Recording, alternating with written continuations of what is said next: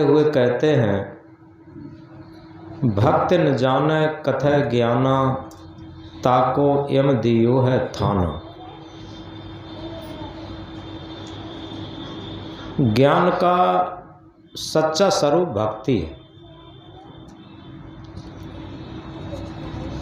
क्योंकि ज्ञान जो पोथियों से मिलता है वो उधारी का सौदा होता है, और भक्ति से जो ज्ञान मिलता है वो स्वयं प्रस्फुटित होता है, उसे विवेक ज्ञान कहते हैं।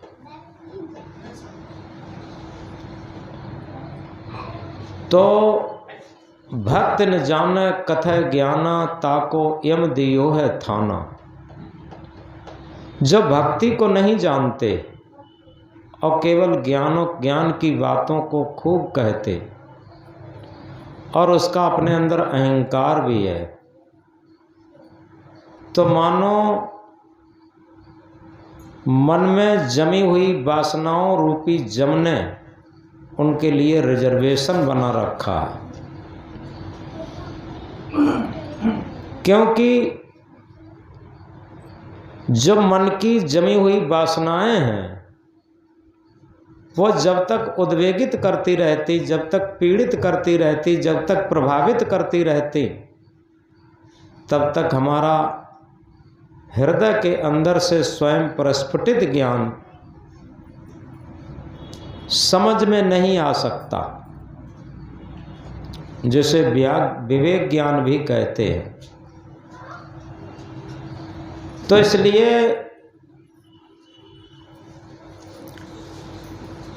कभी कभी देखा होगा, छोटे छोटे बच्चों से भी ज्ञान मिल जाता।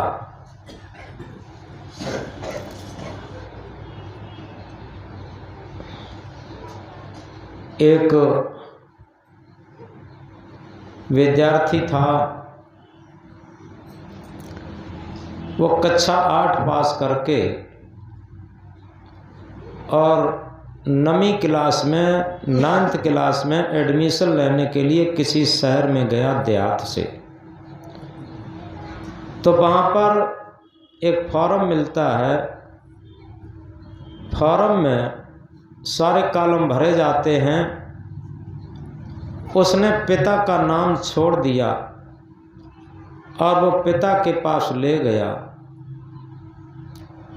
और ये कहा कि पिताजी देखिए, ये फॉर्म जिसमें कोई कॉलम न भरा हो उसे आप भर दीजिए। तो पिता ने कहा, उल्लू के पट्टे सूअर के बच्चे, तुझे ये नहीं पता कि पिता का नाम क्या है, पिता का नाम भर देते। तो बच्चे ने कहा कि बस बस पिताजी, यही तो पूछना चाहते हैं कि हम कक्षा 8 पास कर चुके हैं और अभी तक आप सूअर के बच्चे मुझसे कहते रहे। अब हमें निर्णय करके बता दीजिए, इस कॉलम में क्या भरा जाएगा कि जब हम सूअर के बच्चे हैं तो सूअर भरा जाएगा, क्या भरा जाएगा। जब ये बात बच्चे ने कही तो पिता की अपनी भूल समझ में आई और उसके अंदर विवेक जगा और एकदम पश्चाताप के उसके अंदर आंसू छलक आए।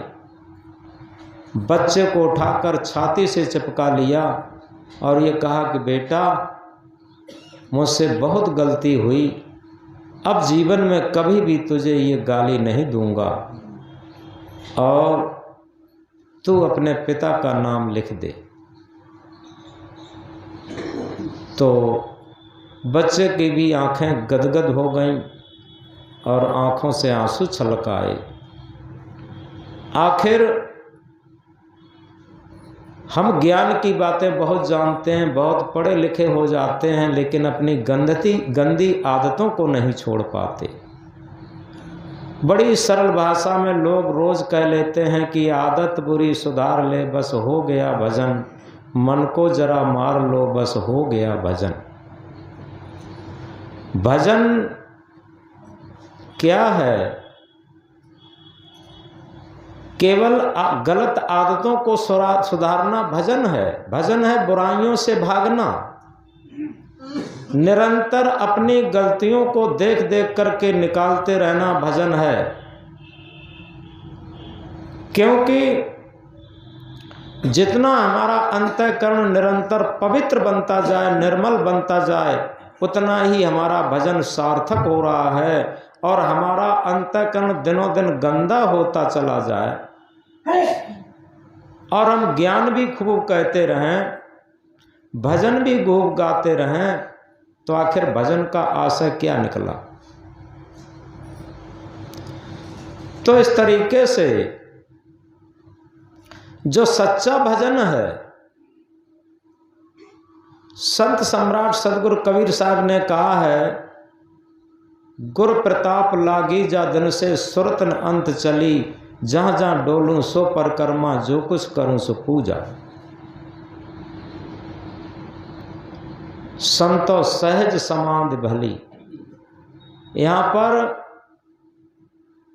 सहज समाधि, सहज समाधि में कोई भी असहजता नहीं है, कठिनता नहीं है। आंखें न मूंदो, कान न रूंदो, काया कष्ट न धारो, खुले नैन हसेस पहचानो, सुंदर रूप निहारो।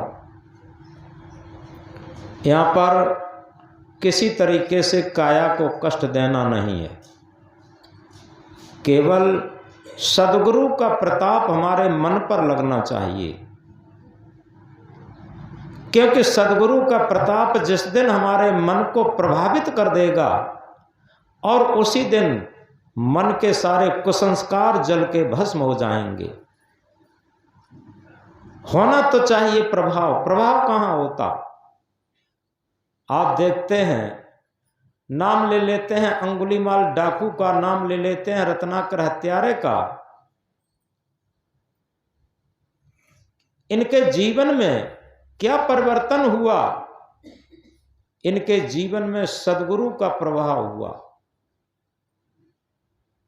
ऐसे सद्गुरु का प्रभाव हुआ जैसे एक कारतूस मैग्नीज में रहता, एक राइफल की बैरल से निकल के जाता, दोनों में बहुत अंतर होता।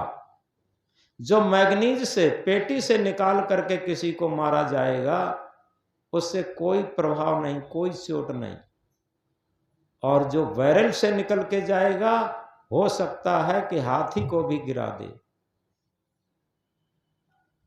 और इसीलिए कहा,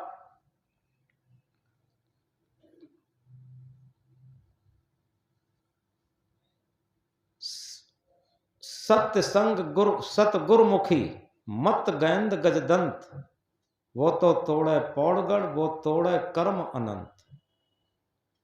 सत्य शब्द सतगुरुमुखी, यानी जो सत्य शब्द सदगुरु का जब निकलता है और सच्चा गुरुमुखी जब उसे ग्रहण करता है, तो क्या स्थिति बनती?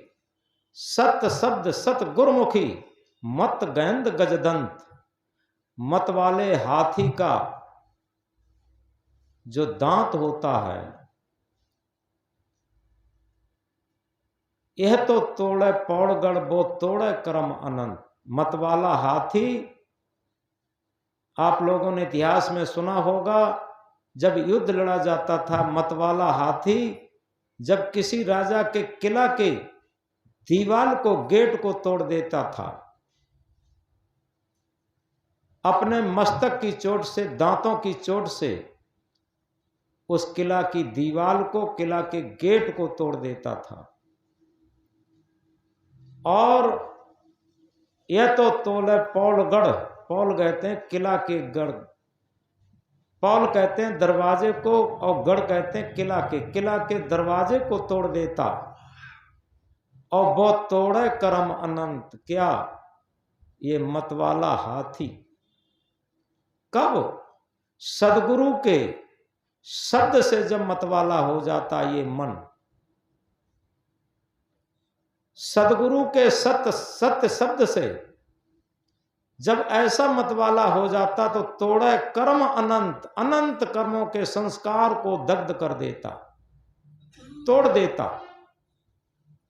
जिस तरीके से दो छप्पर हों, एक छप्पर आज ही बना के रखा हो और एक छप्पर 20 बरस पुराना हो, अगर उसमें आग लगेगी तो दोनों छप्पर जल जाएंगे। इसी तरीके से हमारे जन्म जन्मांतर के संस्कार और आज के सकाम भावना से किए हुए कर्मों के संस्कार, दोनों में जब सदगुरु के शब्द ज्ञान की आग लगेगी तो दोनों संस्कार दग्ध होंगे। ये किसकी बात है? ये लगन की बात है, ये जागृति की बात है। ये केवल शब्दों के दोहराने से काम नहीं चलेगा कि अपने अंदर जागृति होनी चाहिए। और तभी सदगुरु इंकलाब करके कहते हैं, भक्त न जाने कथय ज्ञाना, ताको यम दियो थाना। भक्ति नहीं जानते। भक्ति किसे कहते हैं? भक्ति कहते हैं अपने स्वरूप की मस्ती का नाम भक्ति है। मन मस्त हुआ तब क्यों बोले, हीरा पायो गांठ गठियायो, बार बार बको क्यों खोले। हमारे मन की सच्ची मस्ती, सच्ची शांति अपने स्वरूप में, अपने आत्म स्वरूप में स्थित होने से आती। और जब उसमें आत्म स्वरूप में स्थित होने से मन की मस्ती आती है, वो मस्ती, वो शांति हमें जीवन की परम उपलब्धि प्राप्त होती। फिर हमारे जितने भी कर्म संस्कार हैं वो धीरे धीरे सब गलना शुरू हो जाते, उखड़ना शुरू हो जाते। और तभी अंगुलीमाल जैसा डाकू, रत्नाकर जैसा हत्यारा, ये महा सद्गुरुओं के सानिध्य में आकर के इनके जीवन का पैठ बदल गया। जिस तरीके से आपने कभी देखा होगा, जो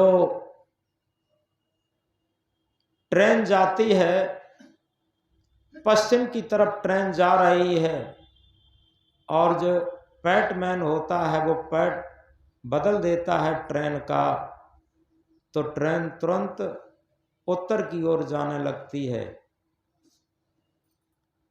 इसी तरीके से सद्गुरु हमारे मन का पैठ बदल देते, हमारे जीवन का पैठ बदल देते।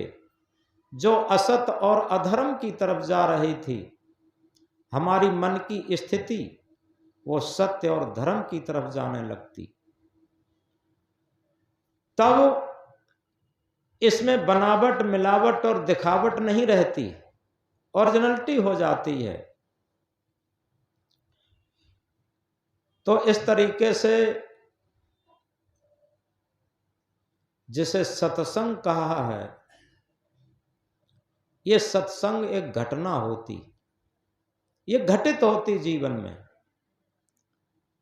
और जिसके भी जीवन में घटित हो जाए, यथार्थ में उसका जीवन एकदम बदल जाता। बाहर से बदले न बदले, जैसे कबीर साहब ने कहा, तन को साधु सब करें, मन को करे न कोई, जो मन को साधु करे सहज सब सिद्ध हो। तन को साधु बनाना, तन को भक्त बनाना, ये बहुत सरल है। लेकिन मन साधु बन जाए, मन भक्त बन जाए, मन साधक बन जाए, ये ऊंची चीज है। क्योंकि जब तक मन साधक नहीं बनेगा तो परिवर्तन किस में होगा? ये कहना व्यर्थ हो जाएगा कि मन को जरा मार लो बस हो गया भजन, आदत बुरी सुधार लो बस हो गया भजन।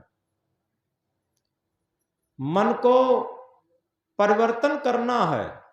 हम ड्रेस बदलें कि न बदलें, स्थान बदलें कि न बदलें, लेकिन केवल मन को बदल लें। जिस दिन हमारा मन बदल जाता है और उसी दिन हमारे अंदर भक्ति प्रकट हो जाती। भक्ति को थोपा नहीं जा सकता, वैराग्य को थोपा नहीं जा सकता, ज्ञान को थोपा नहीं जा सकता, मुक्ति को थोपा नहीं जा सकता, शांति को थोपा नहीं जा सकता। ये अंदर से प्रस्फुटित होते हैं। भक्ति स्वस्वरूप अनुसंधानम भक्तिर अवधीयते। अपने आत्म स्वरूप का अनुसंधान ही सच्ची भक्ति है। यथार्थ में कभी बैठकर अकेले में हम अपनी गलतियां देखना शुरू कर दें और मन के दृष्टा बनना शुरू हो जाएं। ये बहुत सरल तरीका है अपने अंदर भक्ति को प्रकट करने का। एक छोटे से उदाहरण द्वारा समझेंगे। काशी नरेश बहुत दिनों तक राजकाज करने के बाद उसे जब वहां से वितृष्णा पैदा हो जाती है, ये लगने लगता है कि आखिर इसमें कोई सुख है ही नहीं, शांत है ही नहीं। आखिर शांत कहां मिले, सुख कहां मिले। तो इसके लिए जब उसके अंदर बेचैनी पैदा होती है तो कहीं खोजता है, सुख शांति के लिए ढूंढने जाता है, कहीं तीर्थों में जाता है, कहीं संतों के पास जाता है, लेकिन प्रश्न करता है, उसके समझ में नहीं आता। एक दिन रथ पे सवार होकर के और वो काशी के बाहर सारनाथ के जंगल में पहुंचा। जंगल में पेड़ों के झुरमुट के नीचे एक शांत मुद्रा में एक साधक बैठा था। उसके चेहरे से शांत टपक रही थी। काशी नरेश रथ रुकवाता है। नौकर सोचता है, लगता है राजा पागल हो गया। बताइए यह कहां फक्कड़ के पास, इस गरीब फक्कड़ के पास रथ रुकवा दिया। अरे कहीं जहां रुकवाता, जहां कोई सुंदर चीज होती। लेकिन राजा के निर्देशन से नौकर ने रथ रोक दिया। राजा रथ से उतरा और उस फक्कड़ संत को प्रणाम करता है। प्रणाम करके एक बात पूछता है कि ऐ गरीब संपन्न संत। दोनों बातें लगा दी। पहले गरीब यानी बाहर से गरीब, और संपन्न बाद में यानी अंदर से संपन्न। ऐ गरीब संपन्न संत, क्या मैं आपको पूछ सकता हूं कि आप कौन हैं? तो संत ने जवाब दिया कि हां, संपन्न गरीब राजन। संत ने उल्टा कर दिया, पहले संपन्न लगाया, यानी राजा है, बाहर से तो संपन्न है लेकिन अंदर से गरीब है। हां संपन्न गरीब राजन, मैं भी तेरी तरीके से कभी संपन्न गरीब था, यानी एक राजा था। ये उत्तर दिया। इसके बाद उस राजा ने फिर प्रश्न किया कि महाराज, क्या आप जैसी आंतरिक संपन्नता मुझे भी मिल सकती? तो उस फक्कड़ संत ने कहा कि हां मिल सकती है, लेकिन मरना होगा। राजा ने कहा कि मैंने तो कई बार मरने की सोची। वो फक्कड़ संत कहता है, नहीं नहीं, उस मरने की बात मैं नहीं कहता जो लोग सल्फास खा के मर जाते हैं, रोज रेल के नीचे कट के मर जाते हैं, रोज लोग फांसी पे लटक के मर जाते हैं। उस मरने की बात मैं नहीं कहता, हम मन से मरने की बात कहता। तो इतनी बात सुनते ही उस राजा को लगा इस संत के पास आंतरिक समृद्धि है, जिसे भक्ति की समृद्धि कह सकते, जिसे आध्यात्मिक ज्ञान की समृद्धि कह सकते, इसके पास है। राजा ने नौकर से कहा कि रथ लौटाओ, वापस करो। रथ लौटा करके वापस ले जाता है और रथ और जो राजसी वस्त्र थे उतार करके और साधारण वस्त्र पहन करके अकेला राजा उस फक्कड़ संत के पास आ गया। उस फक्कड़ संत के पास आ गया, चरणों में सर झुका दिया आकर कि गुरुदेव मैं आ गए और अब मैं मरना सीखना चाहता, क्योंकि संत ने कहा था तुम्हें आंतरिक समृद्धि मिल जाएगी लेकिन मरना पड़ेगा। तो उस राजा ने कहा कि मैं मरने की ट्रेनिंग करने के लिए आ गया आपके पास, मरना सीखने के लिए आपके पास आ गया। तो उन संत ने कहा ठीक है, आ गए हो, अच्छी बात है, दोपहरी का समय है और यहाँ मेरे पास तो इतना भी नहीं है कि आपको मैं कुछ खिला सकूं। ऐसा करो, यहाँ से जो ये जंगल पार करके एक गांव पड़ेगा, गांव में एक भक्त है इस नाम का, उसके यहाँ चले जाओ और भोजन करके तब आओ। तो वो राजा जो भक्त बना था, गुरुजी के निर्देशन के अनुसार जंगल पार करता है, जंगल पार करके गांव दिखाई देता है। उस गांव में नाम पूछ करके उस भक्त के यहाँ पहुंचा। तो रास्ते रास्ते सोच रहा था कि पता नहीं अब तो फक्कड़ हो गए, अब भोजन में क्या मिलेगा। हम जब राजा थे, घर थे, तो दोपहरी में विविध प्रकार के भोजन मिलते थे, उसमें पूड़ी भी होती थी, पकवान भी होते थे, खीर भी होती थी, कुछ मिठाई भी होती थी, ये सब होते थे। ऐसी मन में कल्पना कर रहा है।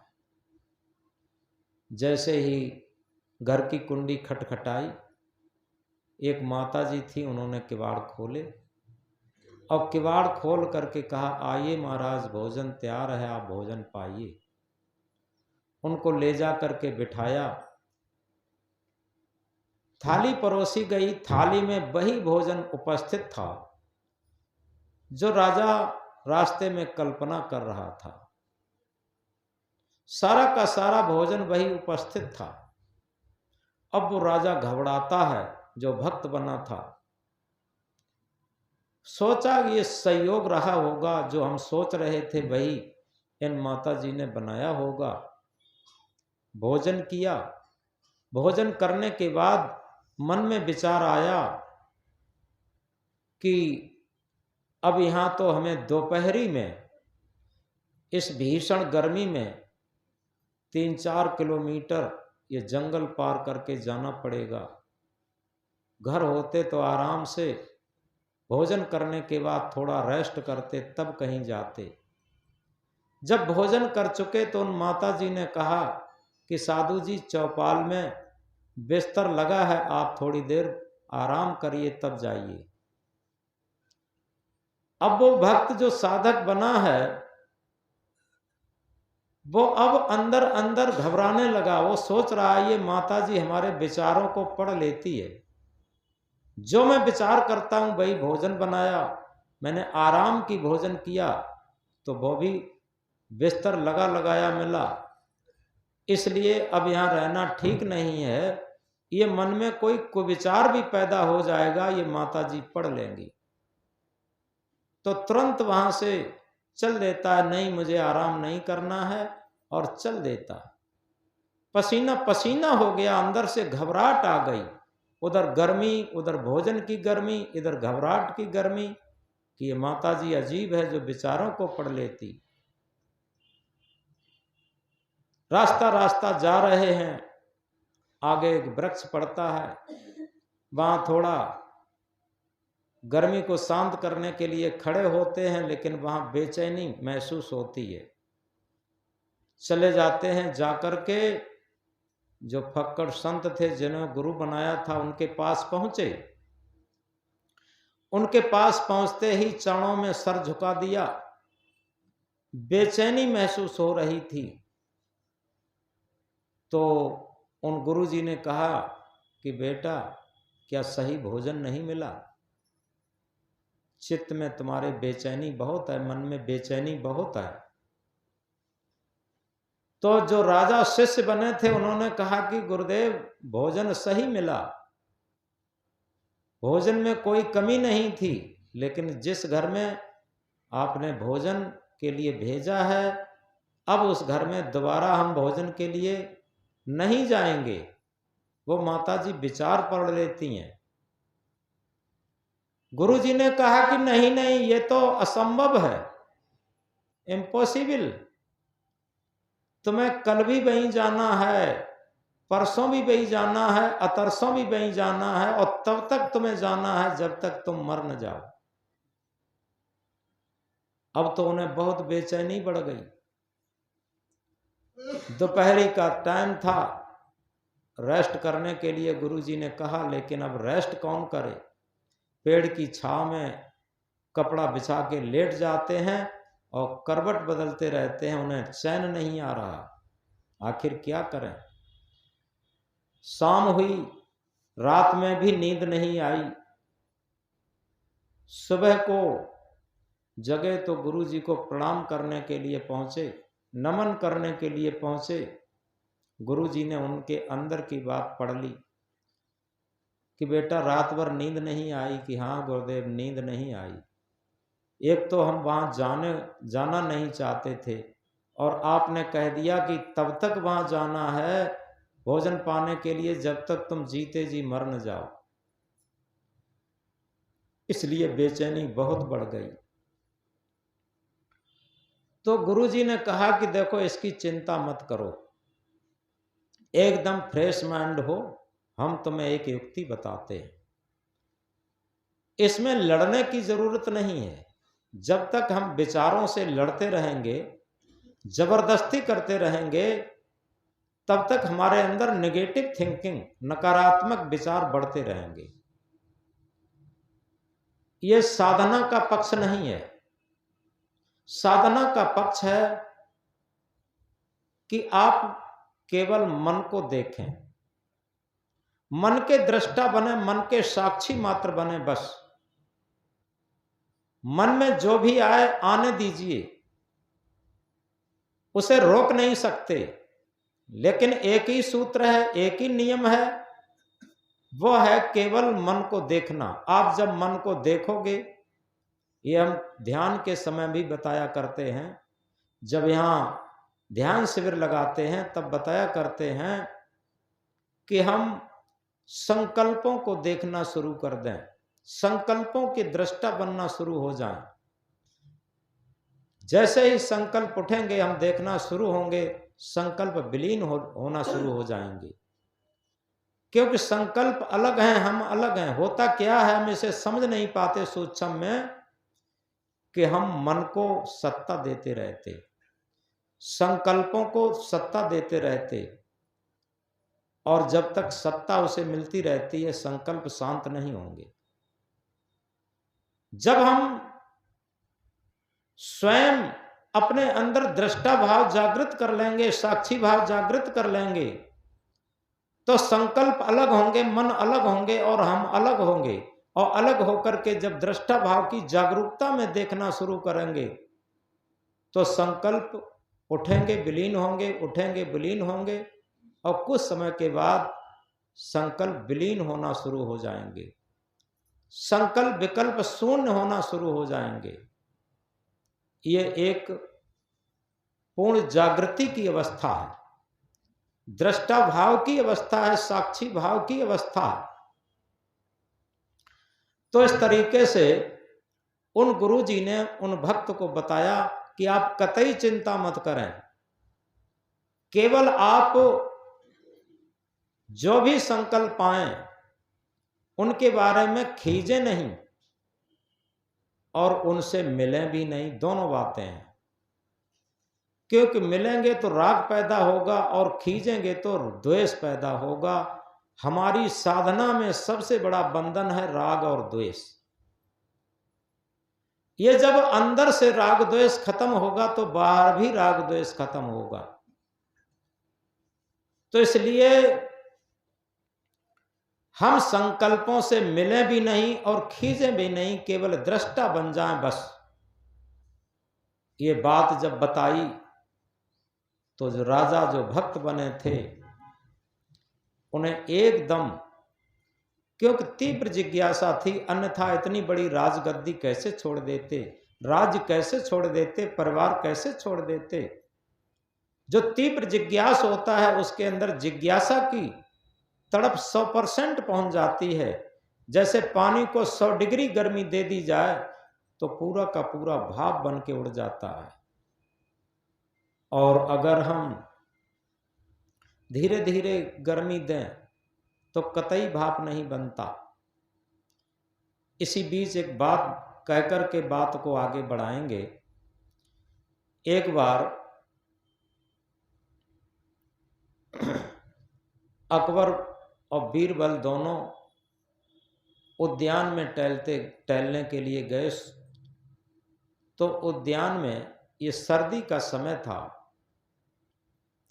सर्दी के समय था और राजा को वहां डोलडाल महसूस हुई। तो बीरबल से कहा क्या करें, यहां तो हमें लगता है कि डोलडाल महसूस होती है। बीरबल ने कहा तालाब में पानी भरा है और डोलडाल चले जाओ। तो राजा डोलडाल गया, तालाब में जाकर के पानी लिया। तो जैसे ही हाथ डुबोया, सर्दी का मौसम था, तुषार पड़ा हुआ था, पानी बहुत ठंडा था, तो ये लगा कि हाथ कट गया। चलो जैसे तैसे पानी लिया, काम पूरा किया। उसके मन में एक प्रश्न आया कि रात भर इस पानी में कोई अगर खड़ा रहा तो निश्चित है वो मर जाएगा।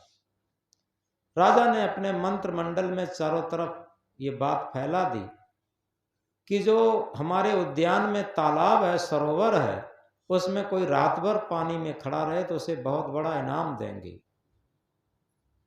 तो ये जो कपड़े धोने वाले लोग हैं वो सुबह को ही धोते हैं, उन्हें अभ्यास रहता है। उन्हीं में से एक आदमी ने कहा कि राजा साहब हम रात भर पानी में खड़े रहेंगे। राजा ने कहा खड़े रहना। वो गया और रात में पानी में खड़ा हो गया और सुबह को अपने कपड़े बदल करके और राजा से इनाम मांगने गया। अकबर बादशाह ने कहा कि ये कैसे माना जाए, इसका प्रमाण क्या है कि तुम रात भर पानी में खड़े रहे। तो उस व्यक्ति ने कहा कि आपकी जो महल है उसके सबसे ऊपरी कमरे में जो दीपक जल रहा था उसका प्रकाश मैं रात भर देखता रहा, वहां से स्पष्ट दिखाई देता है। अकबर सम्राट ने क्या कहा? अकबर सम्राट ने कहा ठीक है भाई, तो तुम्हें इनाम नहीं मिलेगा क्योंकि उसी दीपक की गर्मी से तुम रात भर खड़े रहे। अब राजा वाली बात कौन उसका तर्क करे, वितर्क करे। और ये बात बीरबल को भी नहीं अच्छी लगी कि गरीब आदमी बेचारा रात भर खड़ा रहा, इनाम तो देना दूर रहा और ये कहा कि दीपक से वो गर्मी मिलती रही। चलो 10, 15, 20 दिन का अंतर देकर के बीरबल ने एक दिन एक काम किया। बीरबल ने राजा साहब का निमंत्रण किया अपने घर पे और ये कहा कि 2-4 मंत्री लोग और राजा साहब ये सभी लोग हमारे यहाँ आमंत्रित हैं, आप अमुक टाइम पर आ जाइए, भोजन तैयार मिलेगा। अब चौपाल अपनी सजा रखी थी, आसन लगा चुके थे, सभी लोग गए, चौपाल में बैठ गए और स्वयं बीरबल क्या करते हैं, 3 बड़े बड़े यूकेलिप्टस के खंबा और उन पे एक पतीला टांग दिया, उसमें दाल चावल भर दिया और नीचे से ये ठठेरी है, मकड़ेरा है, प्यार है, ये थोड़ा थोड़ा जलाने लगे। अकबर सम्राट ने नौकर को भेजा, जाओ बीरबल को बताओ कि राजा साहब आ चुके हैं, भोजन तैयार है कि नहीं। नौकर गया तो बीरबल से कहा कि भाई बीरबल, राजा साहब आ चुके हैं और भोजन तैयार करो। तो बीरबल ने कहा थोड़ा रुक जाइए, अभी मैं खिचड़ी पका रहा हूं, अभी पक जाए बस हम परसने की व्यवस्था करते हैं। तो नौकर गया, उसने राजा साहब को बताया और काफी देर हो गई। राजा साहब स्वयं निकल करके गए जहां बीरबल खिचड़ी पका रहे थे। थोड़ा थोड़ा ये मकड़ेरा है और ठठेरी है, प्यार है, ये थोड़ा थोड़ा डाल रहे थे। और कम से कम 25-30 मीटर ऊंचाई पर, 25-30 फुट ऊंचाई पर पतीला टंगा था खिचड़ी पकने के लिए। अकबर सम्राट ने कहा कि बीरबल, तुम क्या पागल तो नहीं हो गए? अरे एक बात बताओ, 1 घंटा हो गया इंतजार करते, ये इतनी ऊंचाई पर तुम्हारा पतीला टंगा है, खिचड़ी पक रही, यहां से वहां पर आंच कैसे पहुंच जाएगी, कैसे गर्मी पहुंच जाएगी, कैसे खिचड़ी पहुंच जाएगी? बीरबल ने कहा सरकार, ये तो बहुत थोड़ी दूरी है, 30-35 फीट ऊंचा ही है, और आपका उद्यान और आपके महल में कम से कम 1-1.5 किलोमीटर 2 किलोमीटर का अंतर होगा। और 1-1.5 किलोमीटर से अगर उस तालाब में खड़े हुए व्यक्ति को एक दीपक की लौ से गर्मी मिलती रही, तो ये खिचड़ी तो बहुत पास में है, ये गर्मी में नहीं पक जाएगी। अब बीरबल की बात से अकबर सम्राट की बात समझ में आ गई कि हम गलती कर गए थे। तो अकबर सम्राट ने कहा कि बीरबल, हमसे भूल हुई थी, उस व्यक्ति को बुलाओ, उसे हम इनाम देंगे। बस वो तो केवल अकबर सम्राट को जगाना मात्र था, उनका भोजन पहले से तैयार था। एकदम भोजन परोसा गया, भोजन खिलाया गया, उन्होंने अपनी गलती स्वीकार की और उस व्यक्ति को बुला करके इनाम दिया। इसका आध्यात्मिक अर्थ ये है, अगर हम बीरबल जैसी खिचड़ी भक्ति क्षेत्र में पकाते हैं, साधना क्षेत्र में पकाते हैं, भजन के क्षेत्र में पकाते हैं, तो निश्चित है कि वही स्थिति होगी, वो खिचड़ी पकेगी कभी नहीं। हमने कहा था 100 डिग्री गर्मी देने से पानी भाप बन जाता है। इसी तरीके से हमारी जिज्ञासा के ऊपर, हमारी लगन के ऊपर आधारित है। हम कितना पढ़े लिखे हैं, कितना भजन गाना जानते हैं, कितना प्रवचन करना जानते हैं, कितनी पोथियों को जानते हैं, कितना बड़ा पद है, कितनी बड़ी प्रतिष्ठा है, कितने लोग हमें गुरु कहते हैं, कितने लोग हमें फूल माला पहनाते हैं, कितने लोग हमारे पैर छूते हैं, इसका कोई मूल्य नहीं है। मूल्य इस बात का है कि हमारे अंदर सच्ची लगन कितनी है, सच्ची तड़प कितनी है। बस जितनी अच्छी लगन होगी और उतनी ही जल्दी हमारा मन 0 होगा, संकल्प विकल्प शून्य होगा। ये अपने आप सहज स्वाभाविक है। तो वहीं पर पहुंचे जहां पर हम बात कह रहे थे। वो राजा जो भक्त बना था, उसे गुरुजी ने बता दिया कि बेटा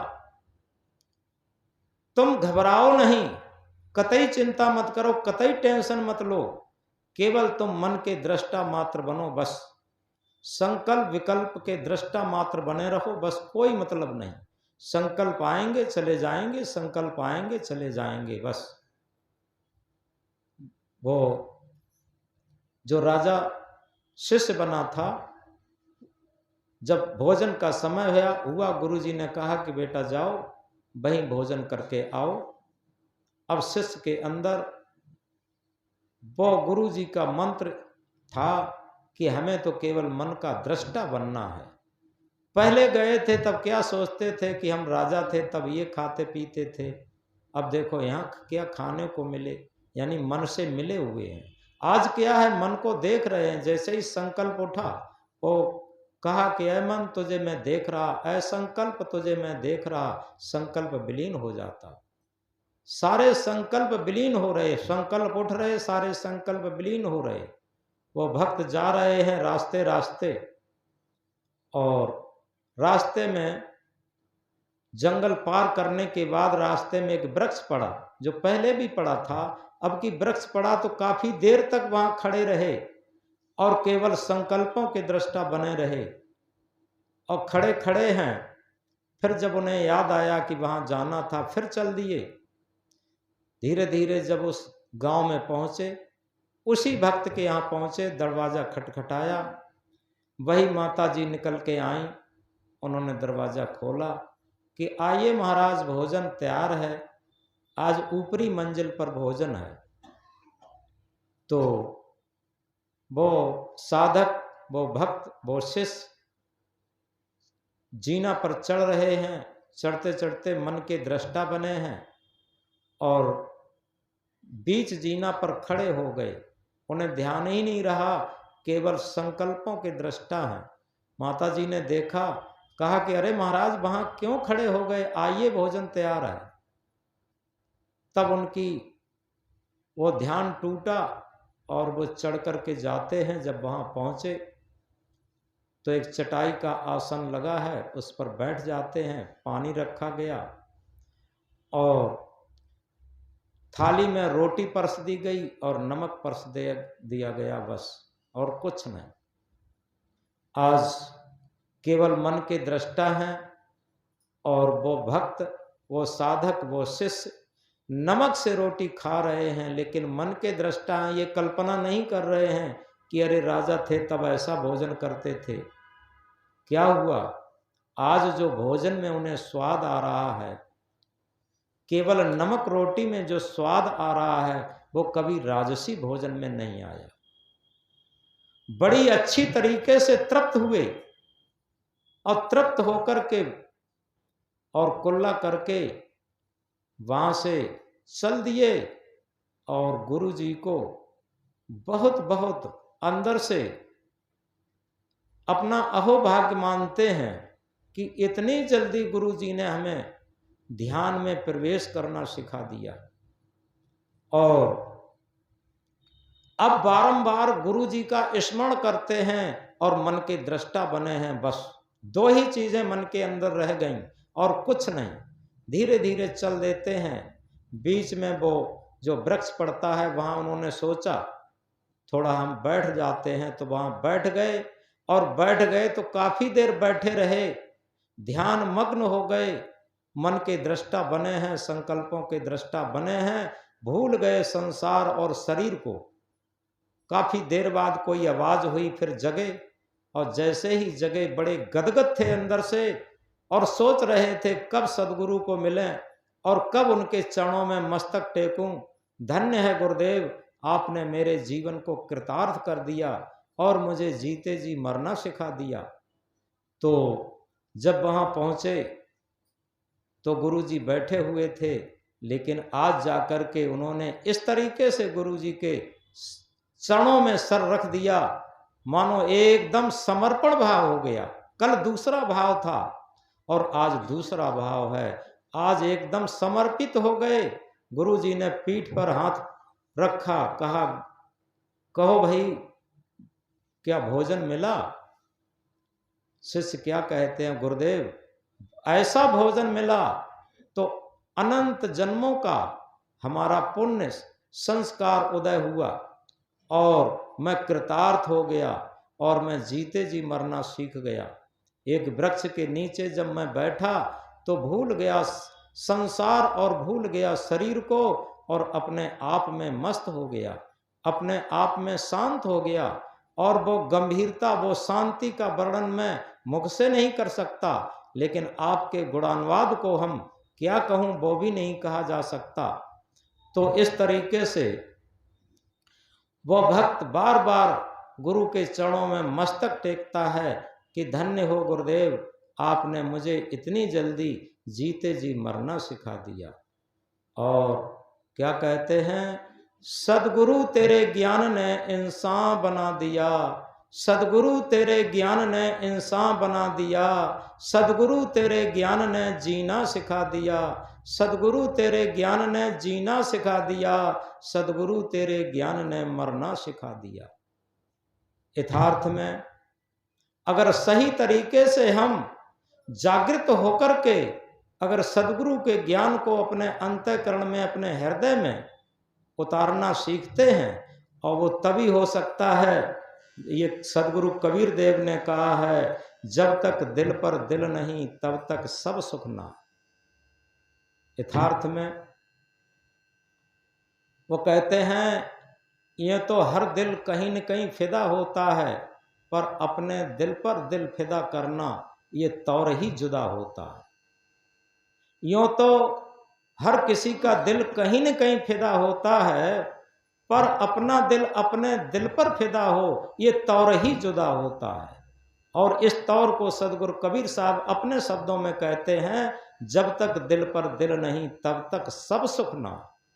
अगर हम सारे सुख चाहते हैं, सारी शांति चाहते हैं, सारा कल्याण चाहते हैं, तो एक ही सूत्र है, और वो है यूनिवर्सल, सार्वभौमिक।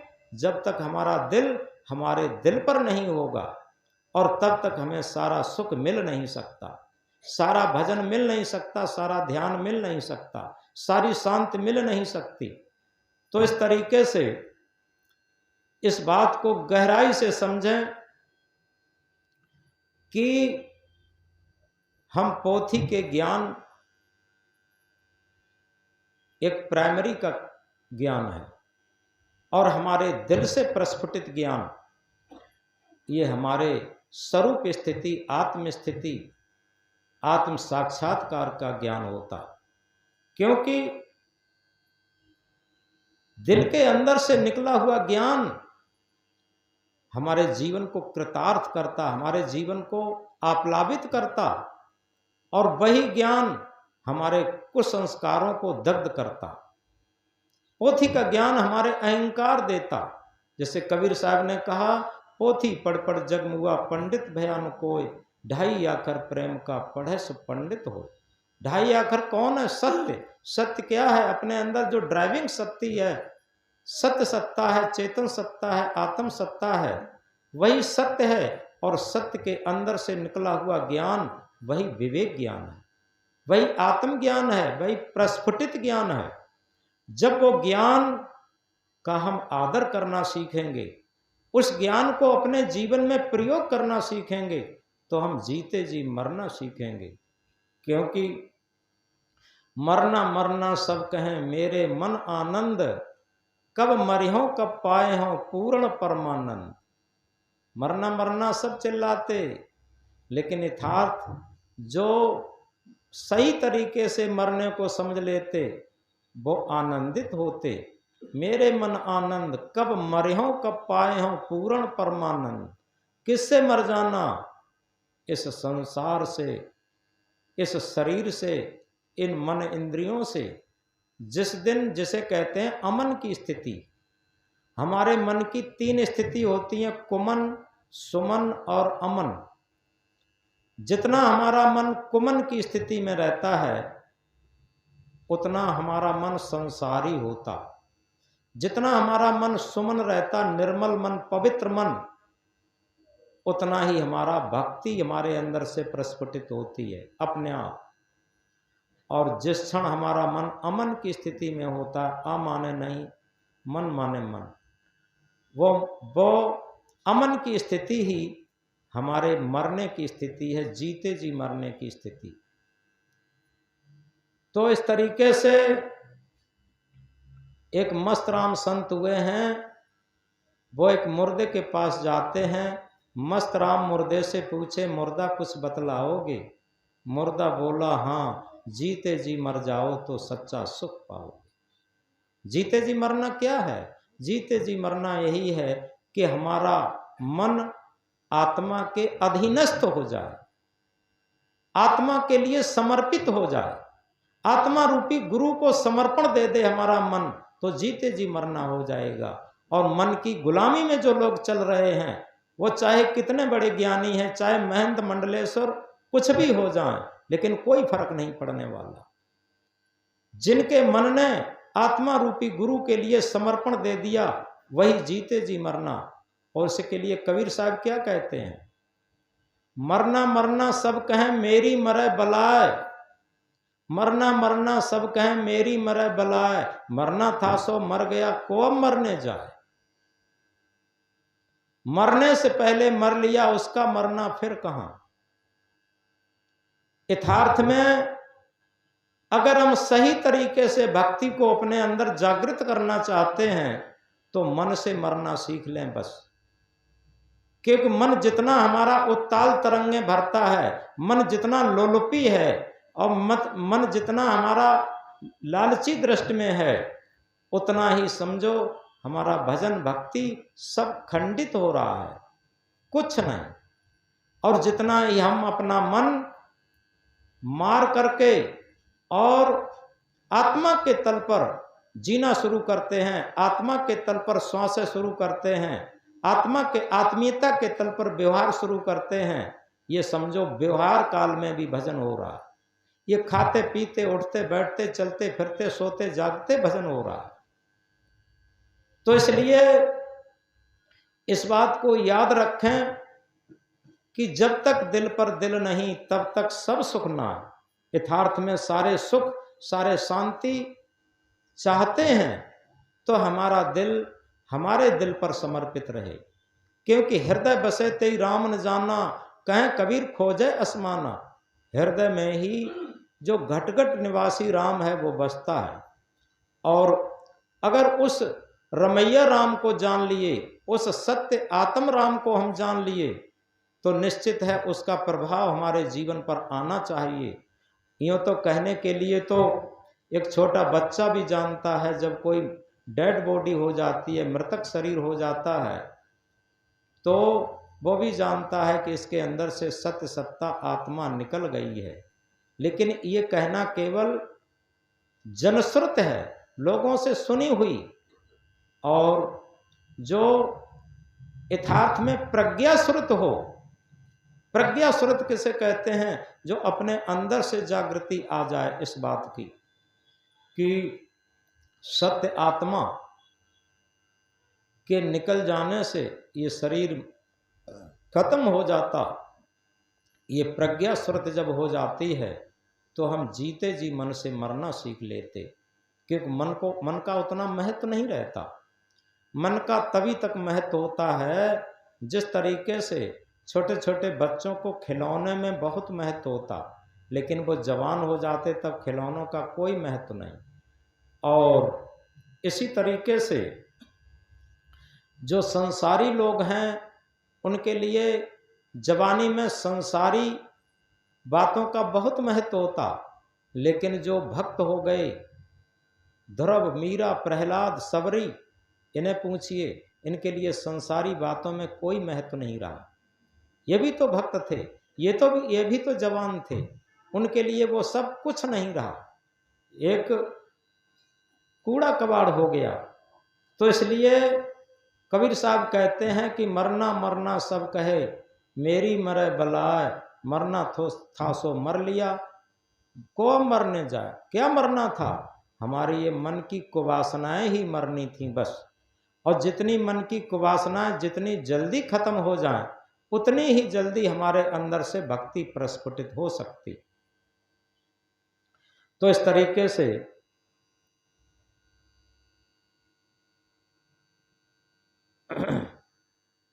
समय भी हो गया है। हमने शुरू में एक बात कही थी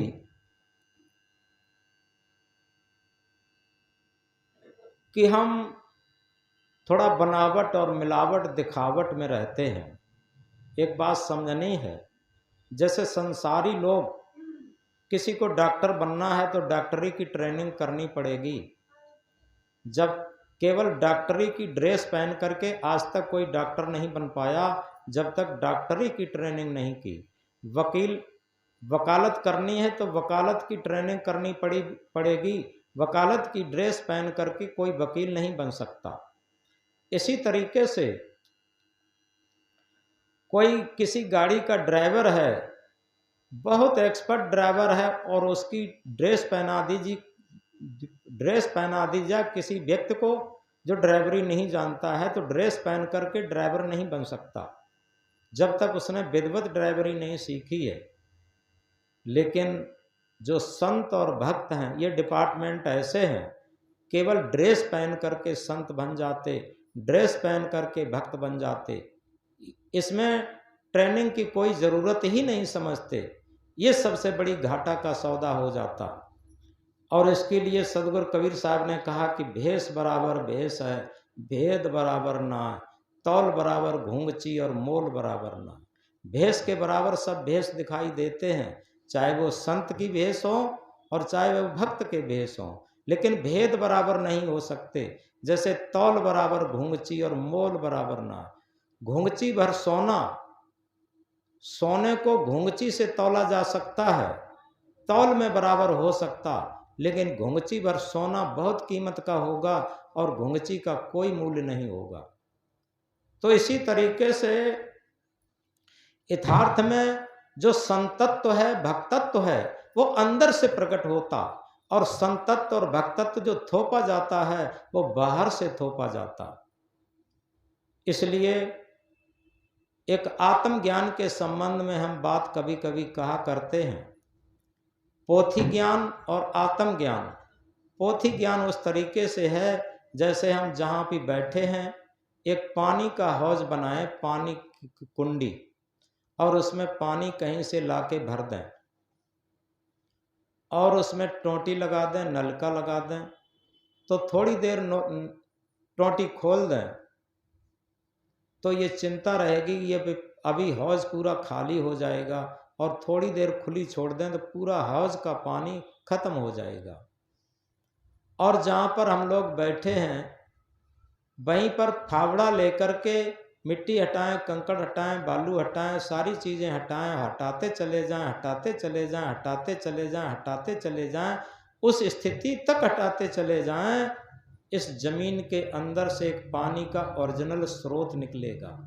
वहाँ कोई चीज़ थोपी नहीं गई है, वहाँ सारी चीज़ें हटाई गई हैं। तो उस स्रोत में अब ये चिंता नहीं है, जितना हम पानी प्रयोग करेंगे उतना ही पानी बढ़ जाएगा। ऐसे ही पोथी का ज्ञान है थोपा हुआ हौज, और वो हम कहते रहें, आखिर कितनी देर कहते रहेंगे, कितनी देर कहते रहेंगे, वो खत्म हो जाएगा। और जो आत्मज्ञान है, सेल्फ नॉलेज है, विवेक ज्ञान है, वो उस ओरिजिनल स्रोत के समान है, वहाँ सारी पोथियों का ज्ञान हटाया गया है। कबीर साहब ने उसे कहा है, तू कहता कागज की लेखी, मैं कहता आंखन की देखी। तू तो कागज की लिखी हुई बात कह रहा, लेकिन मैं आत्मा के साक्षित्व से प्रयोग करके बात कह रहा। तो इसलिए जो हमारी आत्मा के साक्षित्व में प्रयोग करके, प्रैक्टिकल करके जो बात कही जाती है, वो वास्तव में विवेक ज्ञान की होती, आत्म ज्ञान की होती, सेल्फ नॉलेज की होती। तो इस तरीके से बहुत अधिक न कहकर कि आज कई रविवार के बाद इस रविवार में उपस्थित हो पाए। बीच में करीब 3 इतवार हम बाहर रहे। ये दिल्ली, हरियाणा, राजस्थान के बॉर्डर पर 3-4 प्रोग्राम थे, वहाँ चले गए थे। और वहाँ ये पानी के हौज बहुत थे, रोज़ उसी ठंडे पानी में नहाना पड़ा कि वहाँ तो पानी भर लिया जाता, पानी कम है और वो कितने दिनों तक चलता रहेगा, और इसके बाद फिर कभी भर लिया जाता है, ऐसे ही पानी का हौज बनाए जाते हैं। तो इसलिए भक्ति का सच्चा स्वरूप यही है कि हम अपने जीवन में परिवर्तन लाएं, क्योंकि स्वस्वरूप अनुसंधानम भक्तिर अवधीयते। अपने आत्म स्वरूप का अनुसंधान, खोज ही सच्ची भक्ति है। यानी आत्मा की आवाज़ के अनुसार अपना व्यवहार और अपना जीवन बनाना ही सच्ची भक्ति है। और मन की गुलामी में, इंद्रियों की गुलामी में जीवन अपना चलाना, ये अभक्ति है। बस बड़ी सरल भाषा में भक्ति और अभक्ति समझ सकते। ये नहीं है कि हम कितना दान पुण्य कर लेते हैं, कितना पूजा पाठ कर लेते हैं, कितना यज्ञ हवन कर लेते हैं, कितनी मालाएं घुमा लेते हैं, कितना जप तप तीर्थ व्रत कर लेते हैं, ये सब औपचारिकता मात्र है। क्या हम अपनी आत्मा के तल पर व्यवहार करना जानते हैं? और जितना आत्मा के तल पर व्यवहार करते हैं वो सब भक्ति है, और मन इंद्रियों के स्वार्थ में जो व्यवहार करते हैं वो सब अभक्ति है। तो इस तरीके से एक बात कह करके बात बंद कर देंगे। हमने देखा है पत्थर पिघलते हुए, शीत जल से भी शोले निकलते हुए, शीत जल से भी शोले निकलते हुए, तुम न बदलोगे कैसे ये विश्वास हो, तुम न बदलोगे कैसे ये विश्वास हो। हमने देखा है मौसम बदलते हुए, हमने देखा है मौसम बदलते हुए। बोलो सद्गुरुदेव की जय। जय जय गुरु।